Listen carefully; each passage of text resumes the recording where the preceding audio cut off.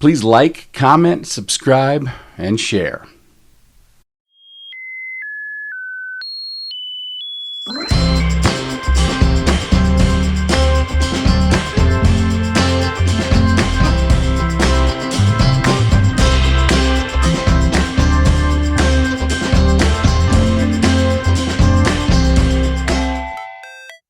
You're just in time for Scotty's Wham-O Wednesday, where we take a look at the most awesomest toys from the 60s, 70s, and 80s. Today's memory from the toy box? Well, that's complicated.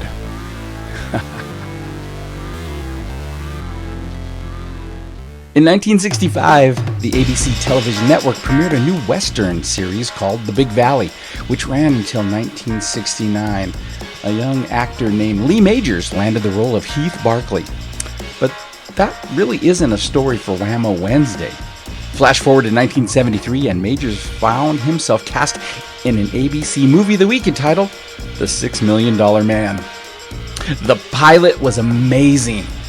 After a NASA test flight accident, astronaut Steve Austin is rebuilt with superhuman strength, speed, and vision due to bionic implants, and is employed as a secret agent by a fictional U.S. government office entitled OSI. The series was based on Martin Caidin's 1972 novel Cyborg, which was the working title of the series during pre-production. The TV movie was a ratings bonanza, and the next day at school, it's all my friends and I could talk about. 2 more TV movies quickly followed, but this is also not quite the story we need to tell for Wham-O Wednesday. But we're getting closer. Running from 1973 to 1978, the television series The $6 Million Man captivated American audiences. Now we're coming to the crux of the issue. Because of the huge success of the show, a toy company named Kenner released the $6 Million Man action figure in 1975. It's Wham-O Wednesday, and today's memory from the toy box, well, you already know, don't you? The $6 Million Man toy from Kenner stood 13 inches tall. He was taller than G.I. Joe's that stood 12 inches. He featured many interactive items, including a bionic eye, an arm that would lift items when a trigger on the back was pushed, and rollback skin that would display interchangeable bionic elements. It was also possible to switch out both the bionic arm and legs with mission-specific limbs. The basic wardrobe worn by the toy was based on the tracksuit that Austin wears during the test run in the original pilot movie and subsequently in the opening credits of the series. See that red running suit? Well, there it is in its 13-inch glory. It was sold with an engine block that a kid could slide into Steve's right hand in order to demonstrate the lifting power of what Kenner called bionic power arm. The toy was well received. Do you know how you can tell when a toy has reached the heights of pop culture status? It's when big Hollywood movies mention the toy due to its wide sweeping impact. I can prove it too, watch. Various other toys, such as vehicles and sets, were eventually released for the Steve Austin $6 Million Man action figure. The 1977 model came out with what was called bionic grip. It was very much like the original except for the addition of that bionic grip to the right hand. This allowed kids to press a button near the doll's wrist, which made the fingers clamp down around an object. This version of the action figure came with a simulated steel beam that the arm could clamp down on and lift. Cool invention, but let's not forget that in 1974, named after the increasingly popular martial art, Hasbro introduced G.I. Joe with Kung Fu grip. So the joke around my school was, why does Barbie have red boobs? Because G.I. Joe has Kung Fu grip.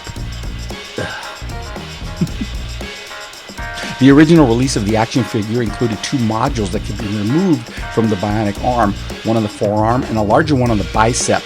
Later issues of the toy, however, had a modified bionic arm design without the removable modules. This is due in part to the beginning of parental backlash over the use of small removable parts in toys, which were considered a choking hazard for small children.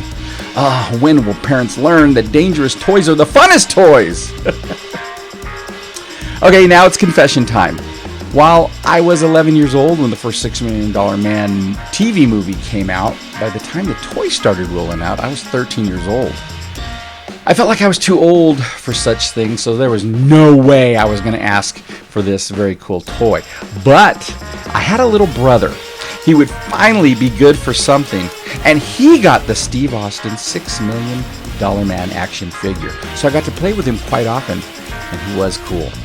These are pictures of the actual toys my brother had in the 70s that are proudly displayed in his toy cabinet today. Now you may ask, what's going on with Bigfoot's arm?